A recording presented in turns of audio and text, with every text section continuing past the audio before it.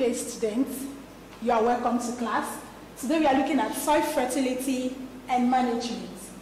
We want to define soil fertility, we want to describe ways of maintaining soil fertility, and then we want to look at principles of crop rotation. Now, what is soil fertility? Soil fertility is the ability of the soil to provide the required nutrients by the plants. Now, the nutrients required by the plants are of two types. We have the macronutrients and the micronutrients. Now, the macronutrients are required in large quantities. For example, nitrogen, phosphorus, and potassium. While the micronutrients are those ones that are required in small quantities by the plants. For example, you have cobalt, you have boron, you have iron. Now, let's look at the ways in which we can maintain the soil fertility. Now, how you can maintain the fertility of the soil. Number one, you can make use of organic manure.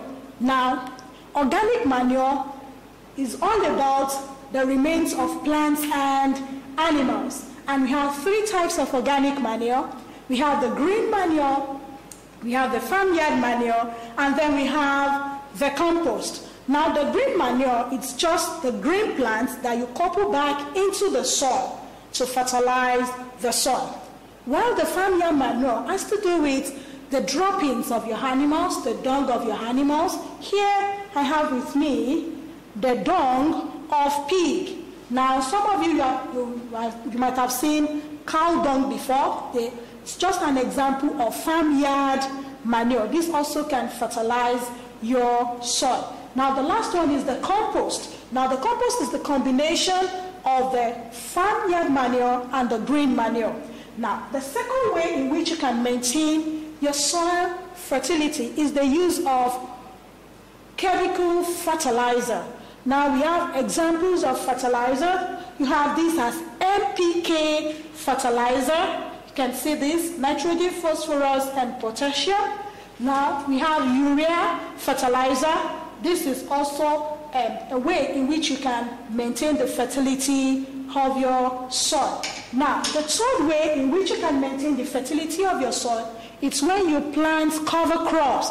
For example, centrosema. Now, when you plant them, they can actually help to retain the soil fertility. Now, the last way in which you can maintain your soil fertility is the use of crop rotation. Now, what is crop rotation? Crop rotation is just a way in which you plant different types of crops on a piece of land in a sequential order. Now, I have a 4-year plan of crop rotation here. On a farm, you have plot A, plot B, plot C, and plot D.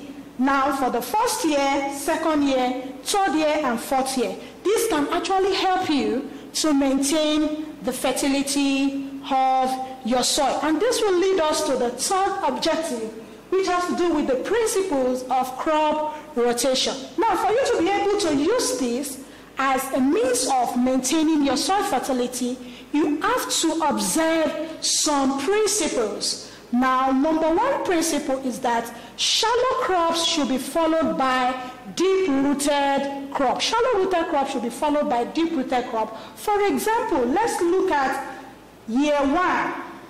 Let's look at year one here for the 4 years. Now we have plot A, plot B, plot C, and plot D. Now for plot A, year one, you plant cassava.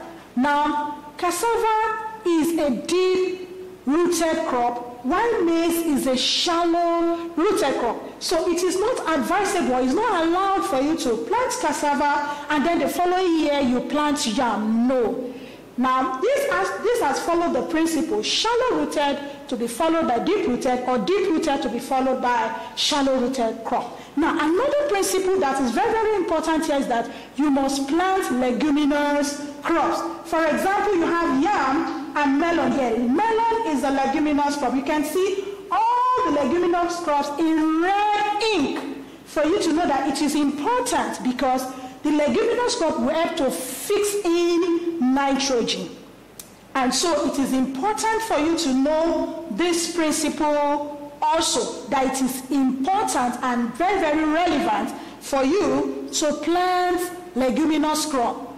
Okay? And then you must not plant crops that are having the same pests and diseases to follow each other. You must not plant them after each other. For example, the pests that do affect maize must not, be followed by rice, because they are of the same family. Now, cassava, the pest affecting cassava is practically different from the pest or disease affecting maize. So all these principles are the principles that you need to follow when you are working with crop rotations. All these would definitely help you to maintain the fertility of your soil. Now, I will refer you back to your Google Classroom. In your notes, you have more details about this, and then your task will explain more to you about it. Have a wonderful day. Thank you.